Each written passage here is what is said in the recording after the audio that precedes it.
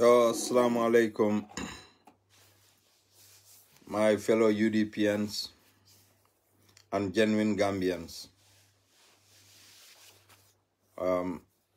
Mbemobe wisla in advance. New Year la. Happy New Year in advance to everybody. Alama Mari IMB Taraku. Fojarta fanan nsenyo wisala. Nsenyo wis a jamala. Jata kende a bakono simaya ani harje firuni labanku nyima kono. Mbenna party UDP party leader anina executive full be mbafole ko happy new year in advance. May they live long with good health, long life and happiness. Mbe Gambia mo be kontonna mbafola mo be ko happy new year in advance. Nata kacha shutun nom nyinti. Nko let's focus and then na alfalla kuma kangolu nga wolu lamoy wala yen sambana just pour kana ni mole kacha shutuna. Gambia on the 4th of December we went to the poll to decide who should rule our country. Womu constitutional mandate lom kaitandiko every 5 years Gambians need to go to the poll. Andun jumal le nyanta o decide la wolom Gambiano le nyanta decide la who should be their next 5-year president. Gambians should decide that. Mbe Gambian kol tentula bake. Bao election o aintara Gambiale. I have seen mol fintita nyamin kataka karte o fay. Andun nga lonne molla karte fayo kola nimmo jamale interacta. Andun campaigno do fana yentara Gambiale. Campaigno ala wati do yentara Gambiale. So I have seen campaigno keta Gambia nyami. Otonse Gambian kolu tentu baki nge jai. Gambian kole karte o file anduye karte o file UDPL. In the history of our country, yalong ni Aliou Mamar Njie IEC anim barola molu ni amira ko Gambian kolu ntelmu dofol lete mbafola kon tel manke dofuti. Manke dofuti, we know very well mimbe keta. Gambia, in the history of Gambia, bring ye janjambure ka fansung constituency. Itelle follow la risolto ka finti Gambia. Janjambure. Okay. Ye janjambure la risolto call. Manna risol domoy fo Serekunda. Serekunda mi ya lonko election o samolomu Serekunda la risolto kana e kana fono. Because of the population mimbije. UDP is a very law-abiding political party. Lafitale mo be ntelu be alinga sabari. The battle is not over. Mokana miracle Supreme Court ye ruling minke is over. It's true. Supreme Court nitele ruling ke. There is no other court in Gambia ibitala daming. Bari luale bunda dol fanali dile. Judiciary reviewing kakele. Judiciary reviewing wo fanan kakele andu wol fanal committee lom. They are not higher than the Supreme Court, bari wo fanan kake nole andu niwo keta. Yalong na alfalu be minto yalong ngela saferolu mwele nga diamolu moy ko they are going to fight. How are they going to fight? Mawolong. Yale mawo for publicly. Ndela alfali yalong neka minkede. Ni Gambian koli ya long. Alfa sifal minul be UDP la political party yo bulu. Wallahi mbebe sila nga tenku. Al nga si nga tenku. We have a man min bentel lead ka mi yalon kala career be ayabe ke judiciary le ni be lawyer kendol konti la Gambia Africa fango kono not West Africa Africa fango kono ba janni be futala tang e be lawyer dabo folale de ala fonye lawyer jumale mu mi yalon ko ala kuol seneata lawyer dabote ala fonye I will appeal to everybody mokana Muhammad Toure mokana Jabi please ala bula nabe min safela as long as a man nendirke amam fenke akana mokana Jabi imaja aka fonye ko ako alafta safela ko I am lying ako laying alta karamundo aleta karang is better eta karamundo ni fama e kinun karamundo pour eta karangola itata je mburoni nyebe domo le man son karanna laying taita dictionary jube yemin safeba yala alman karang altel mo sifal le kalba bulala barono e maye sa fananka ka angale kangole ni so ntete dankula nteka procedures lefo so misleading when I'm lying why are you listening to somebody who is lying yalong alman kun soto altel mo sifal le amirako nyanta Gambia tula altel mo furin sifal le bulu because alla badingol lebeje ebe Gambia nakarika albe balukan haramola ali amirako telbe balu al mo furin mala alla molma katano al faluma katano al balma katano ali amirako tel fanal be silangam bulola nyokan ali na bankola na fulo ke al fudite alla badingol kanao sambalia albalo na mimbe kering imu Gambian kola tinta mu Gambian code whatever as long as he man na alpha neng mbe bulala la ya jube nta buka mo block but I will tell you who you are imagine la stupidity fintita iman karang iman fello iko ka safero lek ni ano yede dron sa ya jube because he be fen safere buka angale ka on safe inene buka mo you are laying muno what so nsitente na diamol mbe min folale wolo mu nyintiko judiciary reviewing woka kele andung jojo le kasi wokuo fanan kunto andung ate danna wala there are systems for Gambia manke treaty in Africa la kuol konoba alinga singa sabari yajele nyim provocation on yaje nka fintina nyi lungol be konon kana I want to put namolu to so that namolu kana until manke violent people.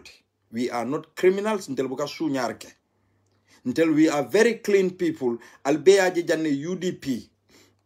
Na kodo mingi alonko. UDP dingol leka kodo la nyokan kadi patio ka patio balloon. Imaje sainte ibe fintika ne da mol ba foka nyoe. Baroe 2 million ne di banyunun kola. Imanso na kodo dila.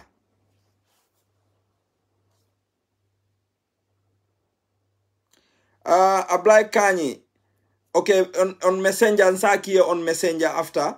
But sign them phone killing the male bembulu and don't use contenting. But after I will send it to you on Messenger because ngeje na phone call na Messenger. I will send it to you or it's a remind for na ni puru sudin case ni nyinata yamwe.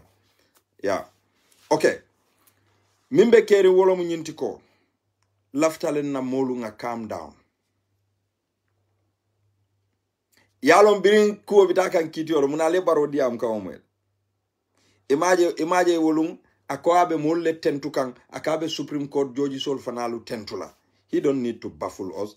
Saying nataje TRRC la report ko there are some mercenary judges. There are some mercenary judges. How are we going to call our 5 judges? Let us respect our judiciary people. Alinge respect. But Asan Jallo, ama fango respect, Gambia dinta respect no. Because ne Asan Jallo ya fango respect. Anyanta fola adingo ele nunko. Biringite mu I isi. Adingo got any qualification I momo represent. Adingo is a lawyer. I Lansino Sotole. Malik. I Lansino Sotole. Anyanta momo represent. But a high profile case like this mi alonko ate farmer wole nyanta kela jojo to mimbe kuolu kuntula conflict of interest natale so niata ko Asan Jallo is somebody who is ethical anyanta fola dingoyle ko withdraw from this. Because ntenite bete taranola kuo kono yarete be defensive and ntele nyanta kela moti min nyanta truth nyin sabatindila. I am part of those people. So the other 4 judges, Mr. Jallo, Mr. Ba, Mrs. Ba, Mrs. C, and Mrs. Fafambai Jr. These are credible people. Supreme Court la decision is 3 out of 2. Malong for unanimously itelmo lulol bele agrita pour ka UDP la nyin struck down fodum aketa majority carries the vote let mawolong. That one I cannot say. But the other judges ngalonko there are some of the judges minuli alonko agritale pour ka UDP la nyin struck down majority must carry the vote. So jumal lemu judges soluti. These are hidden people. Ablai Kanye wanted to come. I don't know what he want to say. Send him invitation. Actually, malaf mela jambar budung. When people want to come, purka diamo, I will leave them to talk. Yeah. So the other judges, minul bije, these 4 judges, malong wolemune, but Asan Jallo specifically, mol saitanino wolaleko, the Chief Justice, he is not somebody mi alonko. He is ethical, among credible, and amala legacy, among amala legacy respect. Because Adingo is a good guy. Adingo mu loyalty, I right totally to represent IEC. But in case when nyaming, atemanya national Adingo taraje. What of ni Gambia no ko? Ye baro ye nyinul corrupt true Asan Jallo dingo. Because Asan Jallo Dingo, and among stupid, he would not be part of Barrow's lawyers. IEC. And the IEC in Barrow, Barola camp, they all filed the same motion. The same motion. They all filed the same motion. Nkomba fola nyileko, until manke most stupid ringolti. So, Asan Jallo, in high profile cases, they might even tap their telephone. But who will tap their telephone? Is the government. And Asan Jallo Jr. is fighting Miria Lonko. It is going to favor the government. Mimbe Searing. And Barrow was at the power. So Milbe tapping kela Barola complex afono kalni la telephone tap. And niatra ko yin joji so la telephone table. For Asan Jallo na dingo tema telephone kunta otole. He can visit his father anytime, anywhere. Yalo was kenole. So it is not something Asan Jallo, I believe ko na fango tata sita ye mira, he will regret some of the actions minkata. UDP is not saying ko they wanted to take over the presidency. No, the only thing UDP lafita minna wolo mu pour tonya e sabati. Mune atina UDP damale lafita ka tonya sabati in the Gambia. Why? Why is it that some people are so terrified pour kajeko Usainu Dawe ke Bangola president simply because the honesty minja bala itel they are dirty people coming wo Muhammadu Toure wol Sifal ila mulu the dirty because unimi yemira Abubakar Jawara, a person like Abubakar Jawara,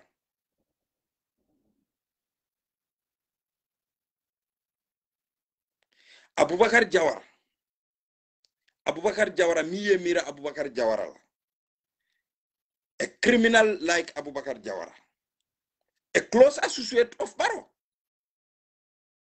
criminal Abubakar Jawara, criminal Sidin Jai.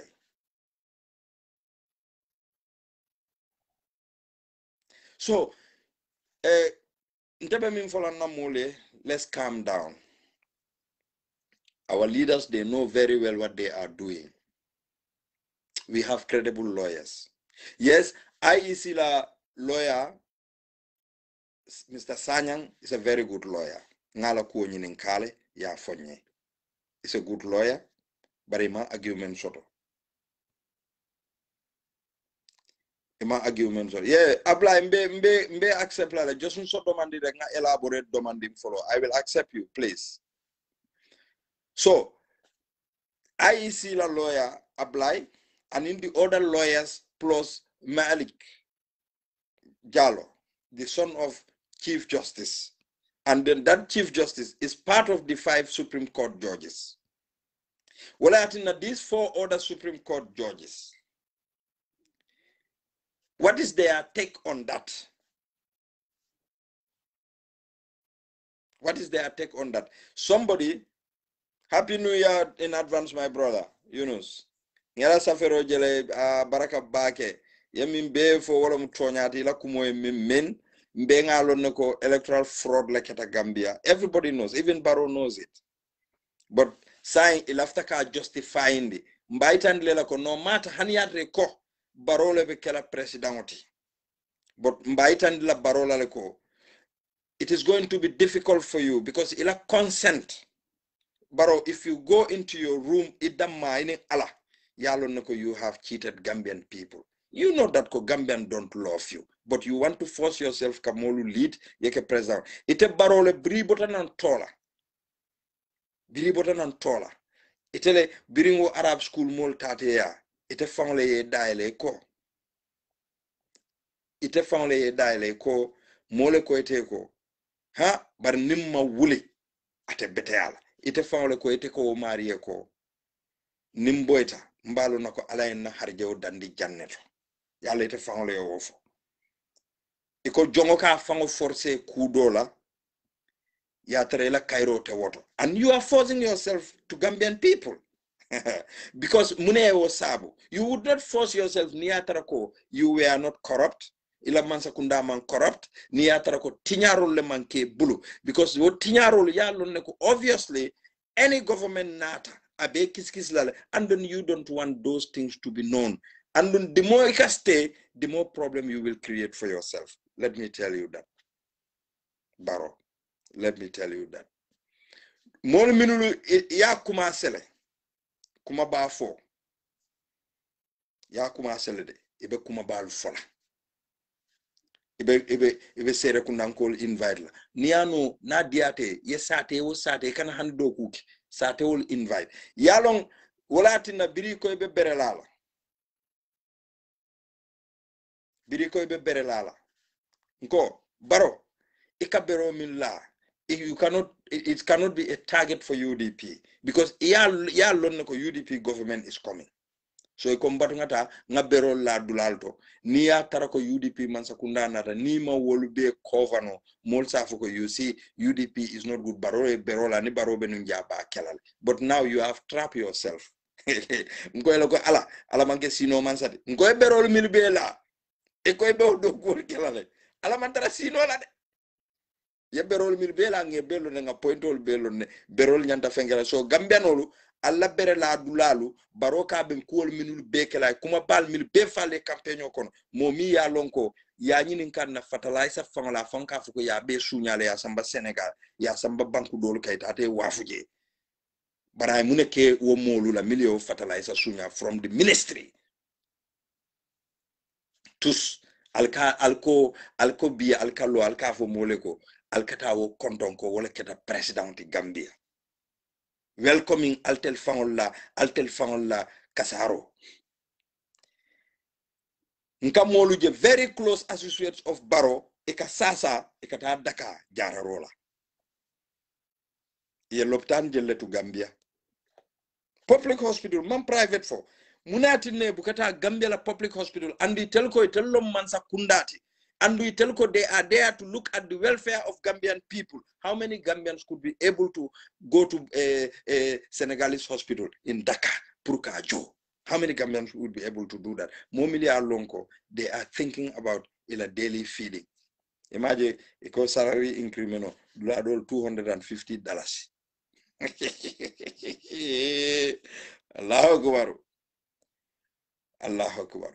When Alia programol de janne, Alia patio la programol de janne, ye programo mimbe soto han salary incremenola. Tombinu, they are going to push on the vehicle policy, ye wokodo lutafang yalla salary increase. Gambian manyan na jola below $10,000 no matter what. alko hani $250 is all of alla 2,500 o kansa al sita 2,500 abekela $2,750 abal na fala munela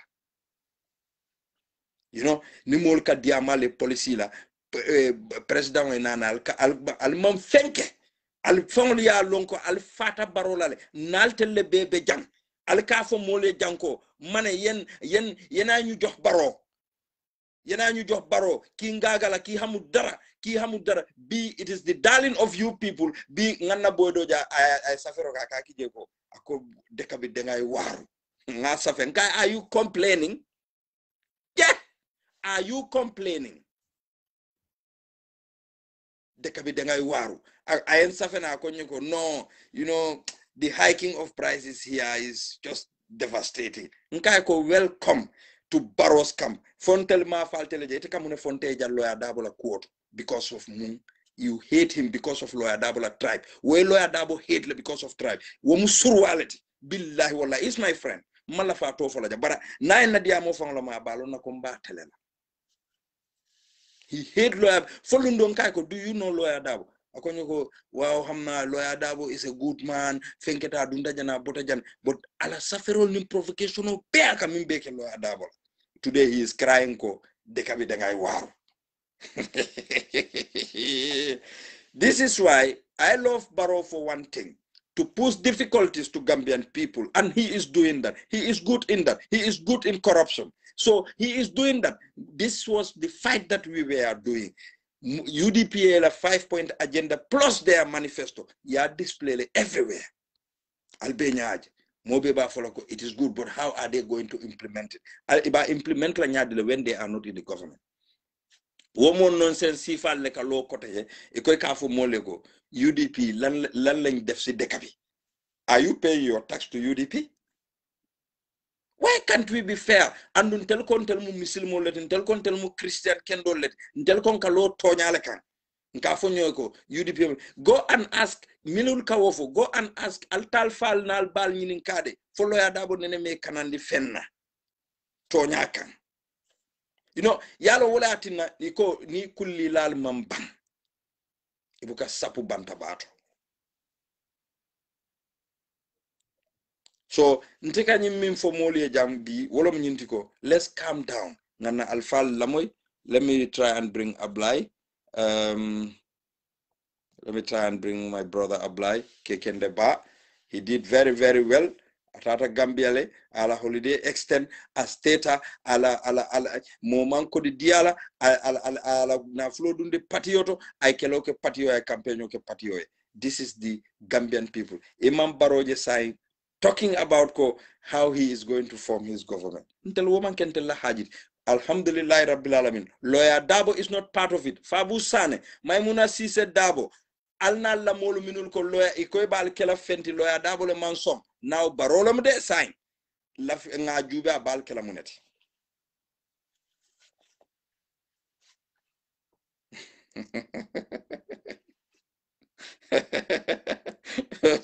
Usman Baji. Nay aresita bita bella. Nay ares ita bita bella.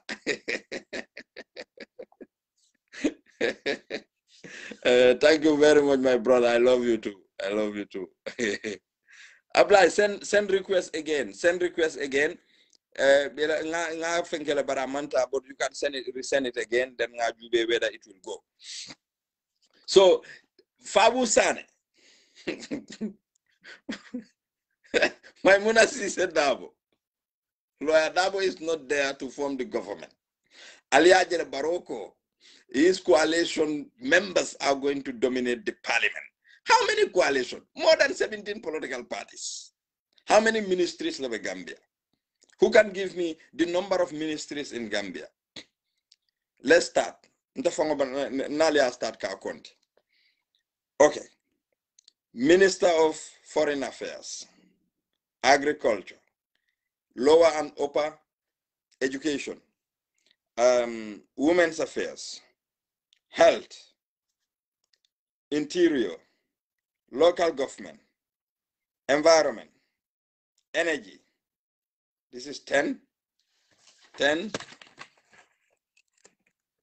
10.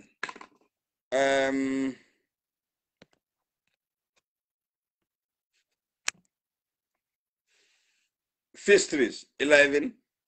Information 12. Works infrastructure 13. Abla en soto man be ministry le konti kande 13.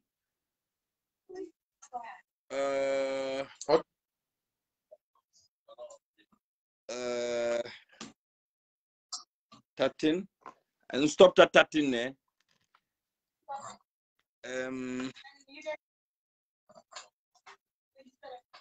nga environment fole nga wo fole nga health fole nga local government fole nga fisheries fole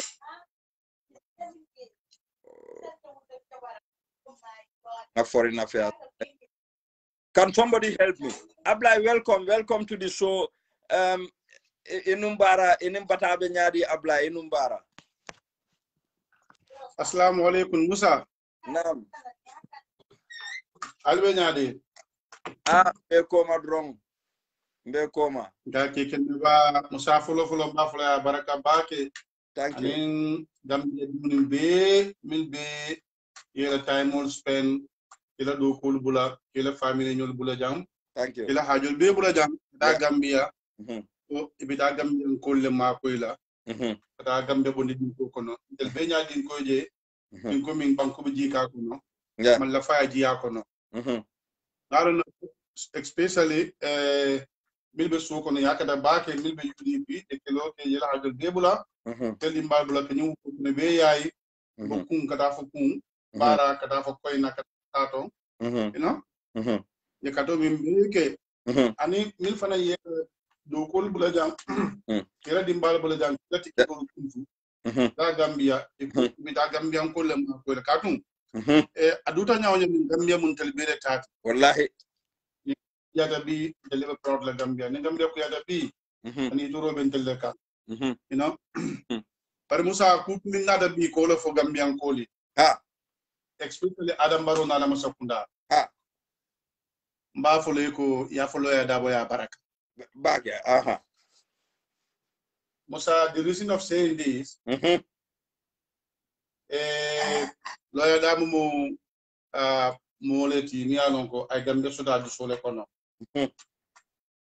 annum Gambia la tenkun o jare ta fon bele ko bella wallahi Musa menyim fokam simply because lun sodota Gambia lo ya da masun dunnu kelo ke diamu kelo ke ko be kata kaje ko Gambia tengu so mi me Gambia min kono be going to be different Gambia tombate fola that's true after this year lun sodota luminna a video fundi dale luminna lumina parallel da so fay so kono Musa volum parallel na follow around 2 o'clock ila na follow ni la jitanko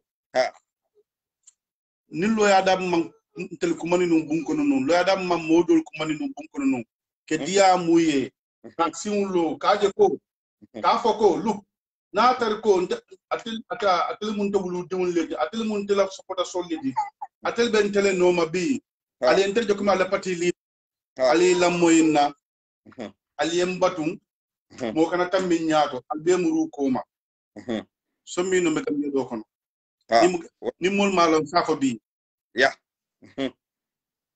ne video kono je ba jela wolum na moli paral surround ne be lorin tema ya da komanda bi je balde at something balde wolum balde de mun baake bari thank God bo balde international campaign he was amodi paral mi alon ko le UDP no man no campaign kono na nyolom na dali de campaign kono na ku jama baake alo do nuna tan tel ku mande ke diamo le ko lu ala kata do kere ala ala ni ila ale diama labo soli e muru koma defana diamo na mole ngamuru koma let's make peace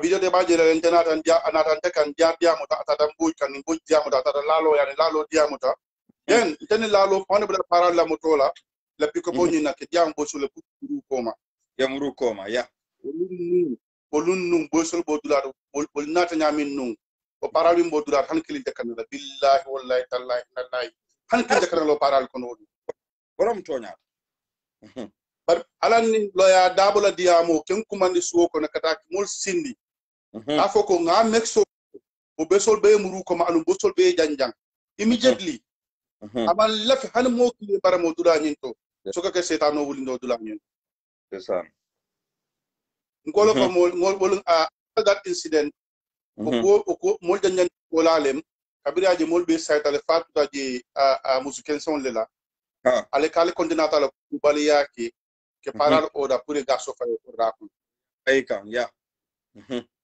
ngolo ko mole wolu ngol fa lalo nyuli ko lalo e ko atella sumulo atella ko sumulo ala ko dol sumulla al ko diya ko ya fo bo sole muru ma because atel ne lawyer da define I mean for al bole kela ale bo sole forse murundi falni bo sole be ñoo takki la fa la bang akatay telephone ni bo sole tema no pousse ba ka tawonte de ñoo ñor ba ka tawonte de fekk ñoo jugo ko fe ñola pour bo sole muru ko me kana paral nga ko non te regret no ko la ba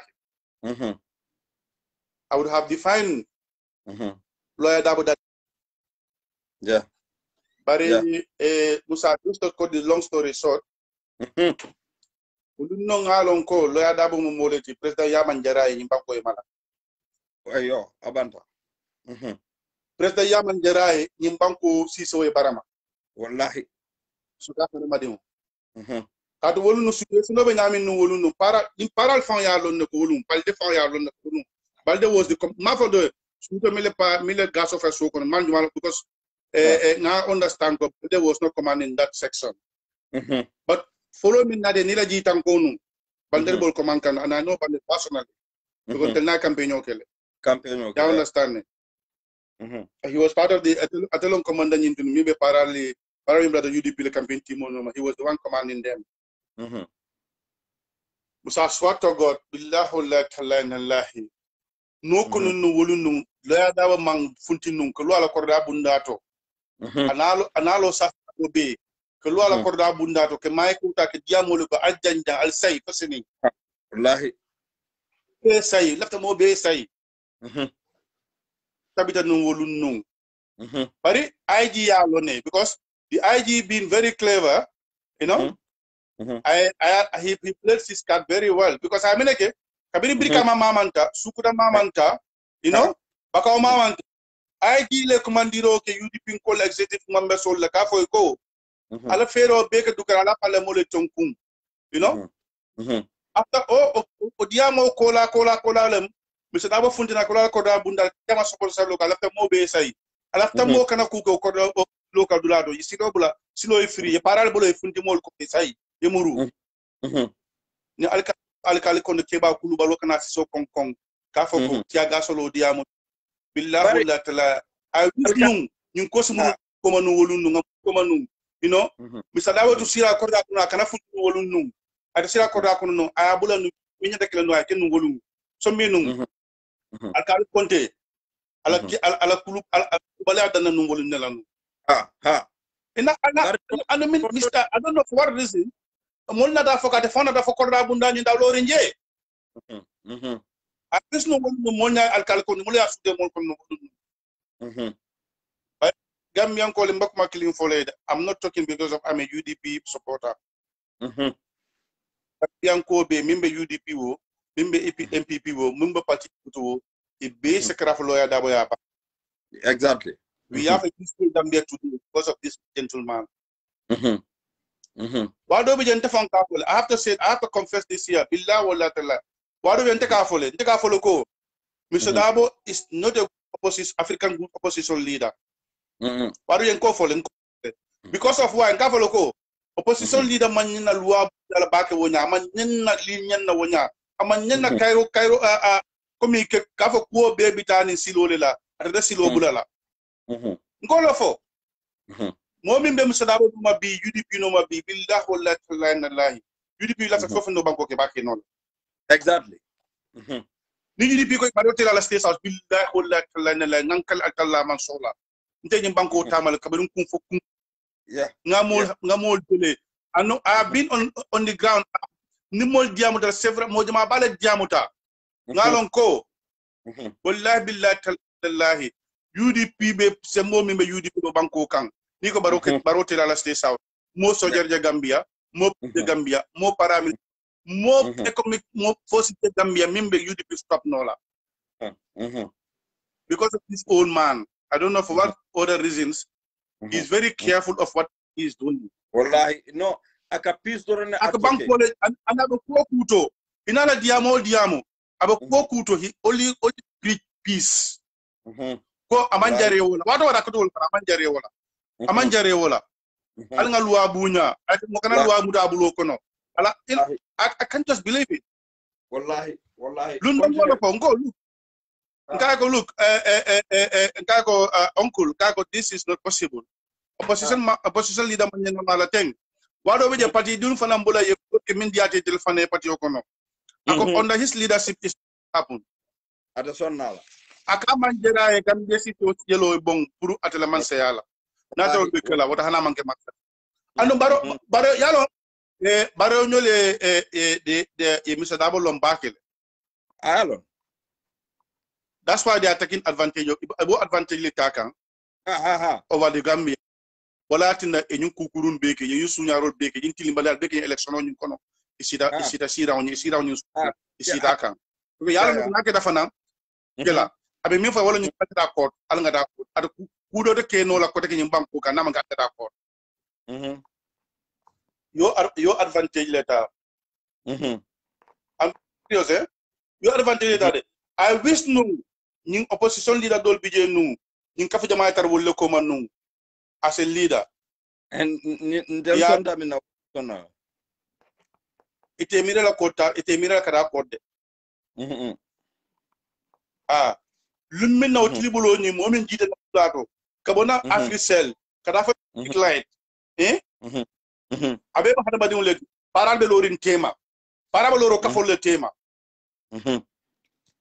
model be pare rin dula to nyami model ni fendol na to dula nyinto ni nga kono by mistake le para attack mo kile para kile la pe dula to dron be fa kan jel they cannot escape us bari yalo UDP to sonna wala loya da bole funtita nan man de senare kan asin wadi min kan nyawnyande funtita nan ala do ko kana lo ko kakata 5 futa ko rabu ndar ke lo ke may ko ta ke diamo ka foko you know alafta mo be sayaya ndesan alafta mo be sayaya amal lef han mo clear ni setan kilimulu ndo ko dula nyinto alafta mo be sayaya bis wallahi amal lef mo ba ya ay na o dula nyinto atorare mo yesay desan ke ba ko indo la taras ko aman wan abasi do mo be janjanden ko fataje sungutin alon ko man de senari kan sungutin mi ya ko you know hani ma hani may bulbani maralong na daga so fay wolle ko korda you know be sharing ko la na alkal konte okay na okay yalon intella tiolu ni man ta do ko kala Gambian kolte hako tule alkal konte tata incitement of violence because munati na okay ayamu tala ko nayo provocation okay drum maybe UDP Kolbe react lale so that isitaye Usenu Dabo humiliate. But Musa, he came at the wrong time. And then alone tribunal water min for alkali kondenya buti kiso take a no to my nama ulmo tribunal water mole parats around parabolo multima. Balde was begging for mass mercy. Balde mo dani kanu ke tubi mo ke mo dani bulban ke kafo mole ko na dukare aljama labo sole muru ko dukare. Ulmo mole restaurant bi lori multima. Indu ko ba ni. Omar was not going to do anything. Exactly. Because already Omar Ba Nyamuli Aparenu, Omar Ba Malakanu in the next 5 minutes. Yes. Both of them come in the next 5 minutes. And they were ready for it. And they have the evidence. You both can know. You know? But can't come in water no Africa. Yeah, but Manana Parad de water min that one Manana water may be low more down the water with 3 below until we were negotiating. That was the right time in the gas of island. It's a file of water. But look, for the mental time of Talabaki. makin don nata wala fadoro Gambian ko be den ya for lawyer Dabo whether he's the president but ya fa ya baraka for maintaining peace in Gambia min kata Gambia kenola banko tankunno the opposition party like Gambia a majority party like Gambia yol sunya election lo ten areti nyankare la keno Gambia drone to under the leadership Dabo ema te baro moy yalon ni baro la mol fanke la moy ala wala dine nyantale ka baro brief abe diamu kan malaka diamu jumala ko atatata birata ECOWAS ikay ko bari tay nyinke no nyaadile yenyi election o winno nyaadile overwhelmingly after fanan percentage min fambe atema lon ko wolbate jele kanne ko this is the most biggest fraud in African election minketa atema lon ko wolka wole fate indirectly barate amira ko wolba jaykan ndema lon baro atela miro kata mun toleto wati dolu ibukala understanding for yala mane franke amalon ko what those people went through with that minority opposition mimbetel bulu anum atala majority at yalon ko banko 3/4 of the this country is opposition UDP le noma ay election sunya elati nyande kare la wol bol jahal kan wol ka ni wol yo fa natre ko wol yo da nyini ka wolale wol ba nyini ka wolla but he's not intelligent ba nyini ka wolla ba nyini ka wolela Batima long ba nyini ka man wol bo fokaye this man is not intelligent bari who kill him fana allow intelligent baliani UDP look advantage back down to we made a mistake follow to back because Mole American he cannot do it you know but I'm all money jele bari Gambian Koli they have the best opposition leader in the world the most peaceful opposition leader in the world Wallahi. Wallahi. For they gave him the man of the year. Instead, for maintaining peace in the Gambia. Yaro hypocrisy. Ni kono wi yudi ibadila lawyer Dabo lanu. Ni kono bahani fanande. Nyimbang ko be watamida nom. Kabirin karto fadel ming.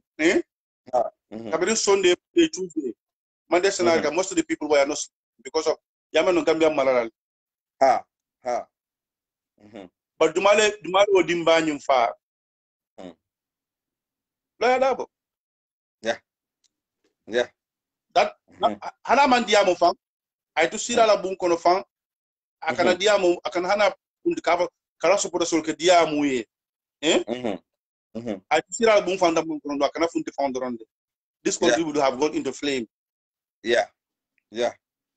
But remember, what lawyer Dabo Silva di Minka Nyami. Yeah. But among the bunko na funted and Falcora Bunda Canalo, over thousands and thousands of Lord and Atiluna. Kamaiko Takadiamu Wuli. I don't care. You know, surprisingly, at that moment, Momi Yalonko, Kote election with Ila majority bay. Your courage in the support solely just to bring them down.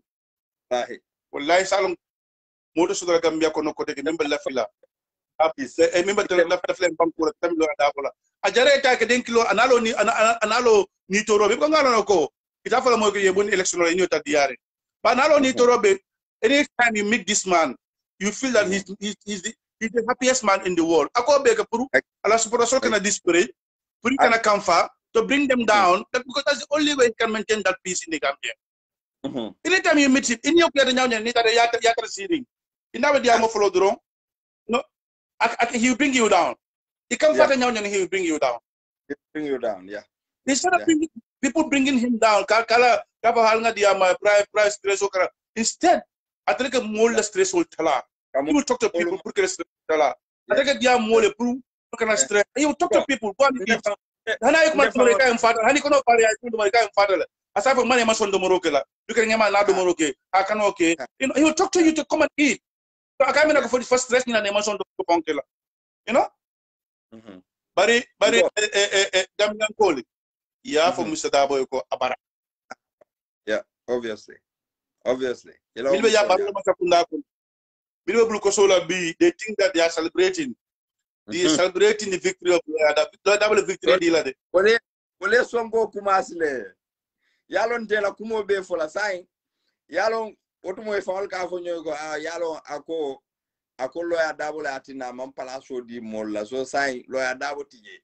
Andu sai baro ya ko idile ko ako Fabakary Tombong Jatta ko nte jam fala ko be jam fala bar nte jam fala so Fabakary wo fanan ba fo kala molle len kana ke ministality faadu bara jawum pasise wol bebe batukanne foy be sambala missionol la outside wol bebe batuka wolla dudu jami ya lonko atata nun meyo Talib Bensouda ya kaytandi ko ne ate mam problem so kana UDP barate be damin depsol le bala bukala bungol jono so sai wol be ya mutala ko e nyanta palasol le dile la so that they benefit from Gambian people dudu ja e ko fo IT domandil lonne so budu fo baro ba fo sambala state house le ba malo bar butu bebe palasol le fenke kan yankuba kolimi ya lonko wole KMC motolu ye mandi jang ye ay compinol tay ke jonu gos woka soli ke jonu taxpayer sol la kodola wol bebe anticipate kan ko be palaso dilel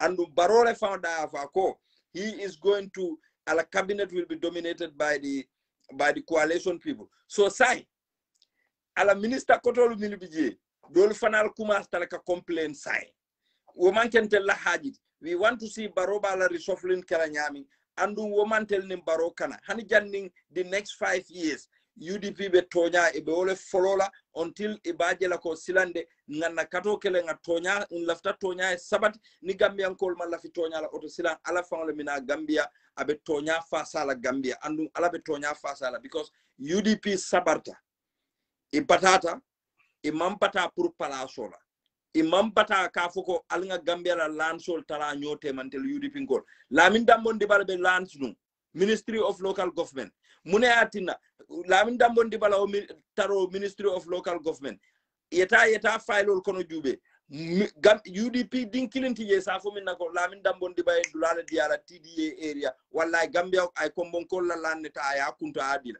bar Musa Drame hayna be molla lansol bucala abadila indianola abadila nyimmo koton la abe aka musol fawla gadino busi Gambia musol la gadino aka busila aka wafu Chinese solia so Gambian ko lu laftan na la palasol tula nyimmo si falle bulu so we will stand for this country and until be o folale whether UDP man sakundare bije ba UDP man sakundati je we are going to put Barrow under tax fonga jeko until taxpayers money it will be used on taxpayers man la fi Gambian dingul eta Senegal Musa ukilin ro mbalo fata Gambia no wala kun ko on Tuesday la mbodana Gambia ke fay kanana election on sign tema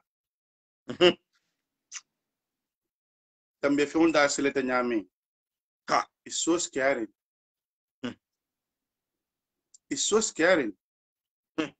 Just 1 week after the elections, from that for the selection. Yalo munebe kere. Mantra for Gambia because of Malef Luntown la Gambia. Because the family diamond and Bisirin Jamin. But it's a regular. Exactly. But Muneketa, Bangudil Nio Kuyarin Luntown Nio de in Gambia. And Luntown Bebo, Luntown not a Nindi Rolla. Nindra Begatar Haujerin and Nindra Begata Hamerine, Nasro Tariaring a fancy site. And most of our market is controlled by these people. So, yeah. So, Kabiri, it's a cartel dealer, a cartel fay, Eco President Barola, Adam Barola Ganeta. So, happily, all the other Sandy have a safe fund. So it's a cool case no banko kamindi adiate tele nyami. Yeah. Sign for Luntown. That's what they are. Banku diul leka sila Luntown la sign na banko. Yeah, ndada Marcelo ndada Sandy Roje pour que nduga pour ni famille de Serena. There are certain things ni da ni nga ko ba last week ni nga wa fi ni la. iko nya but iko last week man dal last week ko be this week le kon ko last week ni sante ma le da ka funo up to ato do isap man ko kamino kun kun Musa mbalo fara gambe no le bari mbalo fara mo le mili le kato fay the right places nyolto because they are going to pay price me alonko they don't deserve it bari be kukili minake la Gambia Gambia singa kilo ba ke das mo advice de la Gambia la mbe ya kada ngake ko mi loya daba be nyame wallahi alimbe ya ngakada na Gambia Cairo sabaten ni Gambia because banko ni majority ni okuyare minority ka manyo manyakela amang koy banko kan so let's try to be peaceful nanyo bunya ngalongo kartole fayda Gambia whatever happens carte fayo bantale Gambia remains the Gambians remains Gambians min na dañi ni do fana naje yi hare ñoo ñi ni banko kan Cairo because ñaaje be ñi ni ndiro ke no la kan Cairo be sabati banko kan nte menje diamu kante no kunu nun loya dabo e lammo en to wa kundun to lamuru la nun we would have been in a different Gambia bari babare dum he's the opposition leader atolum na kafo la ñaton kuti anun ite mo man ko kabe buga mo tam ni ñato kum busala so whatever he said thank God ala mole la moyala la pati dule la moyala and they accepted all what imbe for where adiate ya piate so odumbe akata lo akata Cairo mi sabati ni dam banko kan alembe akata mo Cairo sabati ni especially barona la mole inshallah tan register Gambia isalon ko ninde wolintel dion lo la kany banko ni ninde kinyo saba banko la anitel faul dingul mbol maten tel dion nan kon tel dion be I mean generally jameno be city tel dion le telo no la wol nyaati no la ka fo ko ite nyin keno le banko kan be manke anunia jan tubabul kono dual citizenship ni aso do place be ko sonna di de la because of iga wulindi yaflati yole ninja na janti nya kabor janal ambia lun town be kada woleti be kada wulindi yaflati yole ti say we should be very careful of them back I hope and pray that they will rectify this mistake emola katre faran kaito busi nyu molla e banko ni ya kata ya e banko ni ya systemo nyu ko senea ikanaje ko itela self interest kan o itela personal interest kan banko ni na systemo nyu to no renten it's a very dangerous thing and no it's not going to tell well for Gambians ajube yalon Gambia de mu fanja wolleti Gambia bibe korda mi ala mom diaspora man siade ane aman siade bari je baroyen telu bali ntel milbe diaspora e kontel te carte o sotola andun diaspora niya koro siro ken kamin dundi Gambia akata 48% into our diaspora le ka o dundi so jumale warata minka fen contribute hani agriculture bi ka min dundi Gambia intel diaspora ka min dundi ntel leta sia tourism ka diaspora ka min dundi intel leta sia tourism so yentel this franchise ye forinal milben na banko kan amanke ko naturalized e mantani silo la kan na kaito di wol imaje before minala futankol ye nene ye meeting okay ye kila ki barokan iko baro ye tel mako KMC iko kanifim municipal council iko wol ye tel batandile because say if analbe kanindiro le ke kam barobul coming okay alier register illegally na carte o faye say winter lafita minna lafte wala ke mole image say ko ka KMC ika KMC le ning central government fay nyoka bari alon falol le mut ye ya tinyale ye ya tinyale ya mira ko bentel ya tinyala nole itentel ya tinyala ko foreigners are very welcome into our country, but foreigners have to be law abiding people in our country. Ngo South Africa niaje ni Nigerianol dunta nyola je fo xenophobia keta je. South Africa Nigerianol meta jel de kata hosul je andu ka meg jele andu ke bulale hosul, but at the end Nigerianol dafte la system o bele tinyale bulu wala ya South Africa dingol kamfa ya je ko no nyimol ye fintina Bangkoka andun the same thing naketa Angola fanan ye Gambia dingel attack no Angola son tellement la fin na banko e futa state until we welcome the foreigners ne welcome le, but barota tinan la xenophobia e dun tel la Bangkoka andun foreigners nga kumale foy lun banku dingol sign banku dingol ka sila foreigner nya Gambia abla where are we heading to? Musa olbe banko nyinga mimbije desane lumina makaon o paralbo nyo sabala silo kanje loda paral nyatilu na janni ngafo bo sole munu loto paral nyatilu na ngo ka tri mi fumo kon tabelorin te you boys and girls you know ngo ni wuro mbebe kere silo kanjang ni kumo mbebe focus silo kanjang you sabe silo kanjang it's for you people atel mi yalon ko albe loi solle la wallahi Musa ne moto borne Gambia wato wati pana tare ko jusdi minda yatina bot inele buka bono hana tare ko Westfield kada banyu ita moto borno la je ima service mano sono lifta ni lefta silo sila da Gambia alif dani la be mo service man on leti ngo yo adanir la be mo service man on leti yeah ega Gambia de every 1 kilometer you have a checkpoint. What are all these checkpoints for? And in the London yele moto kono side in the London ye nyini ka kaitola ani ata ke nyini ka mun ata songo atna ke ba ata songo jang ke ba ata songo jang ngolo foy wolum ko Palma Mbata, they were listening. Most of them for so much the program you know?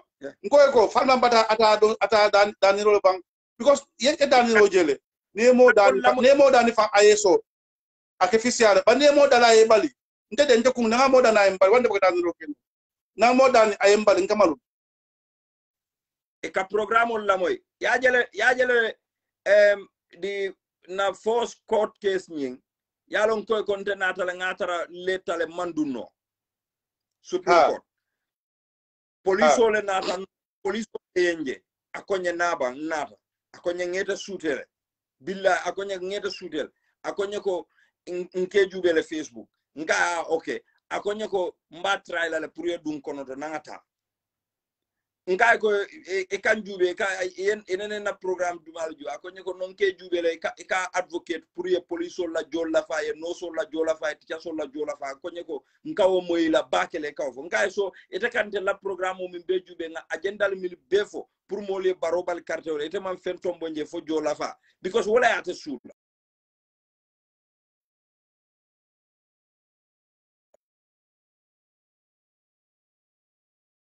dunia bunda nyinto pare wodno court house o nyimbe over farine manduno kay ko barakela barajo sitala kay thank you very much you know I tani nako this country alkamim fo wala mu toñati andu wobe do ko la anata court house the duties la but I tandi ko akonya ko alla police ye mimfo ngay ko look altelu we are brothers and sisters ntel nal manke ñoo jaw but altelu ngay ko police do ko mu mente it can act on orders le barila orders fana it take la personal discretion fana use nole wo is legal in terms of law albe wolon baral telu ima la police le ka foko mbe lo adabo fala le mbe fonko fala mi yalon ka fama fama boto nan ginel ite ben na banko kan i fama ma min soto Guinée anata o soto Gambia yete kundi Gambia ye ko bedi tele Gambia te kana soto Gambia di lansario min nyanta kala president di Gambia ite kawo nonsense o te da kono taxpayers all are paying you bare imagine man fenke wala e man fenke alkal kontela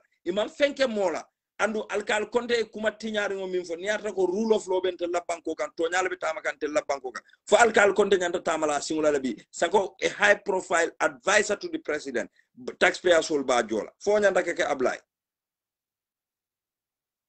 Musa naam wallahi e ma alkal konte nyim paral de la police oli the short time the 2 weeks I spent with them during the campaign yelo ngalon ko olio ko ke Gambia nonsense amanya na kala de and we should not advocate for it. I understand but it's about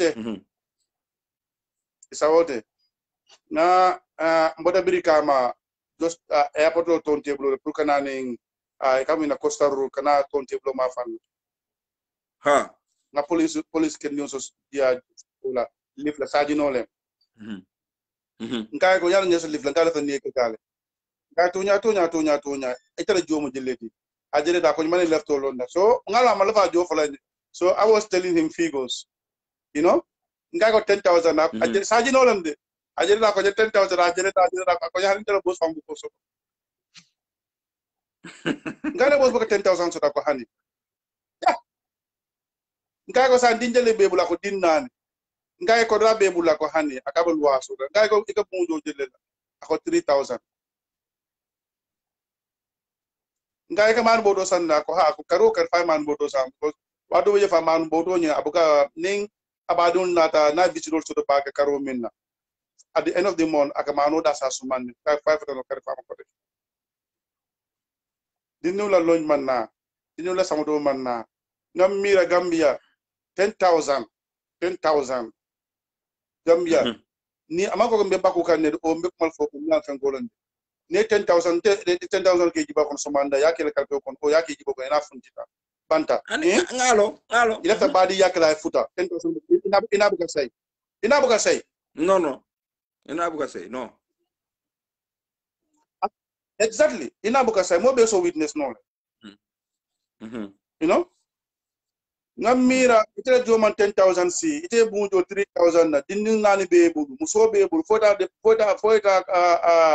marso do every day musa ngamira ke wala ngamira kay ko ngo wo amampare wo buka 5,000 on fawon soto 4,500 abuka on fawon soto wala yati ne imaje non de ka ko imaje kabra ko ala boss baka 10,000 solo doronte ko kia conclude because nga expect ko as a sergeant in a paramilitary formal bala as a sergeant I'm expecting him to get above 10,000 akaba ko na bugo fon solo doronte bara bugo so anyanta siala oti bara bugo so bari mbe dandar la ke mbe makilim fola mbadin soderoli ani mbadin polisoli dokere ya fata ke gambe dunu bute ne bute fana kana sanyo konko wala gambia be badin killing gambe ni mo buka kachano more than 5 minutes al manke badin ti we may have political difference istano party do bare o etari uniform kono ntamanta uniform kono bara lonko sining ndirbe mbakilin fakinon leti and we are all advocating for good Gambia a better Gambia you know so stop to more amambeda is not going to give them any credit abuto ya drone any credit wallahi you know anno ite nyanta ni kele la nyanta lo nalako nyim patel mi beba Gambia e beba fokane ko te be Gambia sambala nyaato anu Gambia nyaato ta te fana fa bolo no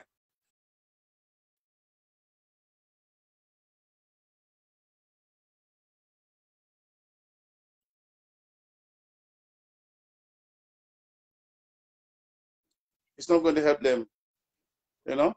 Anyway, mole ben kol kan Gambia andu haji bale ben na tema ngala be udla to la na ben kol kan anyanta tala Musa mangi bula okay de na baraka bake Musa wala mangi bula mina programo nyin kuntura programo be interesting barala baraka bake nata mina ron pour ka itande na mol lalo ko pour nga alfalu lamoy hanisa alfal be minto nga bule noma nge support andu nga election le soto ahead of us al nga ñina barola nga abula nga jube abala cabinet form la nyami alhamdulillah Usain Dabo tije sai amala ba fo lay ko sai jumala atina malta dembo bay fo si bulo be kundu kadu sai fa ba fo la molel ko dembo la atina mbeta ndelo kay ndela haji tije ni ano e fa bakar to mo jara ke vice president wo man get la problem Gambia welcome to Kasaro because sai konkotol lebe o man sakunda ibinebe banko be tinya la milialon ko man policy lo man feo fello fo banku tinya aninka banko dingol la nafulo ka tinya ka banko nakari sombe mo be tentula mbal jayla abla mbe tentula bake that you enjoy nyamin tenting pour kanana kadiyamu Gambia kole thank you very much man no manyu soto ha mbaki lenan ila whatsapp no manyu kinina ha mbaki lenan. Okay, then all right. Okay. Bye-bye. I will do that. Okay. Okay, Abaraka. Thank you. Yeah.